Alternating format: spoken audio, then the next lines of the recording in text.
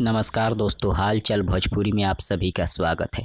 दोस्तों आपको बता दें, इस साल का 2021 का सबसे हिट गाना आने वाला है, वो भी बोल बम का। जी हाँ, बोल बम गाना आने वाला है।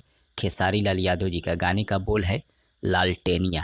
और बताया जा रहा है कि इस साल 2021 का सबसे हिट गाना होने वाला है। और इस गाने को कब रिलीज किया जाएगा, आज इस वीडियो में बताएंगे। वीडियो को पूरा देखिएगा बिना स्किप के। लेकिन चलिए सबसे पहले बात कर लेते हैं गाने के बारे में। दोस्तों गाने का बोल है लालटेनिया। जी हाँ, लालटेनिया गाने का बोल है और इसे गाए हैं खेसारी लाल यादव और अंतरा सिंह प्रियंका ने। इसे लिखे हैं अखिलेश कश्यप जी, श्याम सुंदर जी का म्यूजिक है, जिसे रिलीज किया जाएगा आदि शक्ति फिल्म से। जी हाँ, आदि शक्ति फिल्म से इसे रिलीज किया जाएगा।